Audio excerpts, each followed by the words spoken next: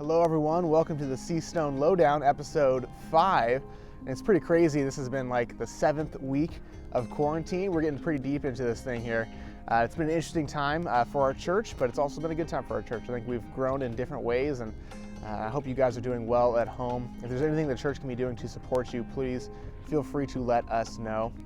In terms of what's going on at the church, we're kind of just continuing to do what we were always doing. We're continuing to do our men's and women's Bible study, and we would love for you guys to get involved in that if you guys would like to. If you have any questions on how to get involved, feel free to email me, Logan at cornerstone.la. I'll connect you with Jenny for the ladies and Brett for the men. And it's just a great time for you to continue to be in community with people, even though it's over Zoom. But I would really just encourage you guys to check that out. Also, I just want to say a quick thank you to specifically Jenny Fortunato, who co-taught a message this weekend with me, but also Chris Germain and Brett Craig, who've been speaking for us on and off in this past 6 months during this pastor search.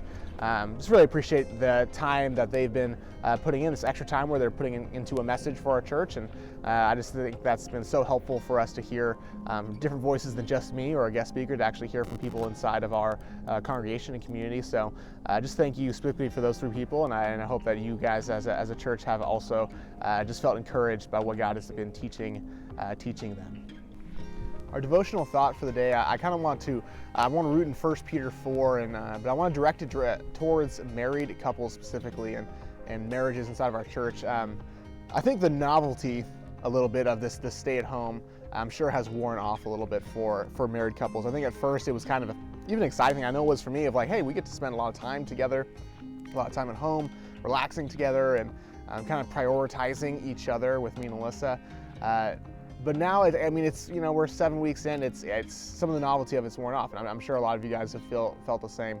And so I just want to encourage us as a church, and specifically our married couples of the church, to continue to see this time as an opportunity to connect with one another. It's so easy just to, just lay on the couch and watch Netflix and just kind of zone each other out as much as possible and kind of focus on separate things and not prioritize each other. But this could be such a valuable time for our church, and just a valuable time for your guys' marriages if we all just kind of take advantage of it, if we continue to see it as an opportunity instead of something that we're stuck with, and an opportunity for us to love one another well. And 1 Peter 4 verse 8 says this: above all, love each other deeply, because love covers over a multitude of sins. I know right now at home, I'm sure there are going to be lots of moments where you're annoyed of each other, tired of each other, just want your own space. Moments where you're going to make mistakes, and moments where you're not going to do things perfectly. So just encourage you to love one another well in this time. And it's an opportunity for us to really grow in our marriages. So I want to continue to encourage our marriages at Cornerstone and our families at Cornerstone to love one another well, really to demonstrate a softness towards one another, because it does really cover a lot of sins. It really does help us work together as a family and work together as couples. So just continue to do that as a church community now. If there's anything that our church can be doing to support you in your marriages, in your families, in life, please let us know. Thanks for joining us today, and we will see you guys on Sunday.